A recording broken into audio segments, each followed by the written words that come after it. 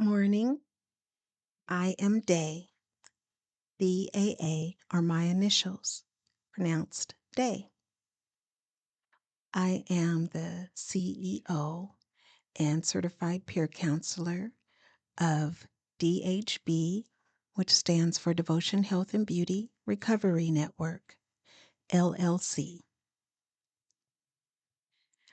In my active pursuing intentional wellness and recovery, I have found some absolutely wonderful tools to place in my toolbox. Yes, they are jewels to place in my toolbox or my jewelry box. These tools or jewels are reading daily affirmations, reflections, devotions, and meditations. Walk with me on the journey of recovery as we seek hope, renewal, resilience, and self reflection. And remember that you are not alone. Fair use. March 13th. Daily Reflections. This is a book of reflections by AA members for AA members. March 13th. A world of the Spirit. We have entered the world of the Spirit. Our next function is to grow in understanding and effectiveness. This is not an overnight matter. It should continue for our lifetime. Alcoholics Anonymous, page 84. The word entered and the phrase entered into the world of the Spirit are very significant. They imply action, a beginning, getting into, a prerequisite to maintaining my spiritual growth, the spirit being the immaterial part of me. Barriers to my spiritual growth are self-centeredness and a materialistic focus on worldly things. Spirituality means devotion to spiritual instead of worldly things. It means obedience to God's will for me. I understand spiritual things to be unconditional: love, joy, patience, kindness, goodness, faithfulness, self-control, and humility. Anytime I allow selfishness, dishonesty, resentment, and fear to be a part of me, I block out spiritual things. As I maintain my sobriety, growing spiritually becomes a lifelong process. My goal is spiritual growth, accepting that I'll never have spiritual perfection.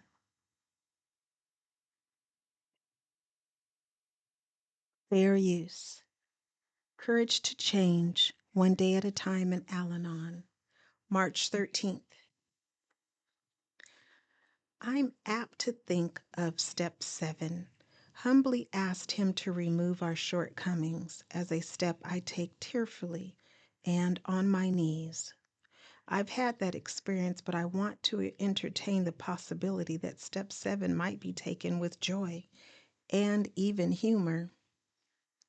Sometimes the sign that I have actually gotten humble enough to ask my higher power to remove a shortcoming is that I can laugh about it. Suddenly, a past action or decision of mine seems ludicrous, and I can stop taking myself so seriously. When this happens, I realize that my higher power has lessened the impact of another shortcoming. Real change often announces itself to me in the form of a belly laugh. So the next time I want to tear my hair out because I haven't gotten rid of some nagging shortcoming, I'll try to lighten up and see how silly my intensity can be. When I'm willing to step back and see humor even in the areas that fall short of my expectations, I get out of the way and give my higher power room to work. Today's reminder: desperation and pain can certainly lead me to humility, but in Al Anon, I'm cultivating a new and eager willingness to follow my higher power's guidance. Because I am willing, I am freer to learn from all of life's lessons, not just the ones that hurt. There is a quote, and it reads, "Humbly means seeing myself in true relation to my fellow man and to God." The quote is from How Al Anon Works for Families and Friends of Alcoholics. Fair use. Just for today, daily meditations for recovering addicts. March 13th. That one special person. A sponsor is not necessarily a friend, but may be someone in whom we confide. We can share things with our sponsor that we might not be comfortable sharing in a meeting. IP number 11, Sponsorship Revised. We've asked someone to sponsor us, and the reasons we have for asking that particular person are as many as the grains of sand on a beach. Perhaps we heard them share at a speaker meeting and thought they were funny or inspiring. Perhaps we thought they had a great car and we would get one by working the same program they work. Or maybe we live in a small town and they were the only person who had the time available to help. Whatever our initial reasons for getting the sponsor we have, we're sure to find that our reasons for keeping them are quite different. Suddenly, they'll amaze us with some stunning insight, making us wonder whether they've been sneaking peeks at our fourth step. Or maybe we're going through some sort of life crisis and their experience with the same problem helps us in ways we never dreamed possible. We call them in pain, and they come up with a special combination of caring words that provide genuine comfort. None of these remarkable feats on the part of our sponsor are mere coincidence. They've simply walked the same path before us. A higher power has placed that one special person in our lives, and we are grateful for their presence. Just for today, I will appreciate that one special person in my life, my sponsor. Fair use. Today, Emotions Anonymous. March 13th. Reflection for today.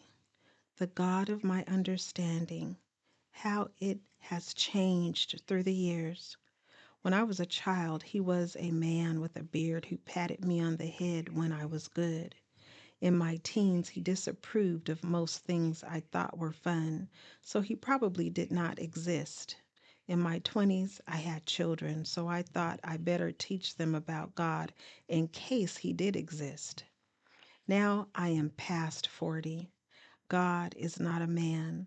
My Creator is a force for good, a loving friend, a support when I call, the one who accepts me when I cannot, and the one who always wants what is best for me. How grateful I am for this beautiful force. Meditation for today. Help me to not forget how accepting and loving you are. Today I will remember God loves me. Fair use. Strengthening my recovery. Meditations for adult children of alcoholics' dysfunctional families. March 13th. Change. We become open minded to the idea that we can change with time and with help. BRB, page 9. Most of us have heard the saying, if you always do what you've always done, you'll always get what you've always gotten. In other words, nothing will change until we make a change. We may have read all the books and made attempts at change, but nothing stuck for long. A big reason it didn't work is that we were probably trying to do it alone. We told ourselves that we didn't need to talk to others about anything. We just had to try harder. And when we hit a wall with whatever new thing we were trying, we found some justification for quitting. So nothing really changed until we gave ourselves permission to walk into our first ACA meeting. That is where we discovered the power of the group, a mix of new faces with familiar stories. We listened to some say how difficult it was to work on change, and that change takes time. This might have made us run the other way, except that it was followed by talk of how rewarding it is to make even baby steps of change. Because we want that same experience, we keep coming back. Not doing it alone makes all the difference in the world. The affirmation reads, "On this day I will remember that I deserve my own change and that I never have to go it alone again." You have just listened to DHB Devotion Health and Beauty Recovery Network daily affirmations, devotions, reflections, and meditation read by me, Day. The one mistake made in the recovery process is to not take the time to use the tools offered for strengthening the recovery journey. These are my tools that I now share with you. Please share with others, like, subscribe, and most of all, be the you that you are created to be.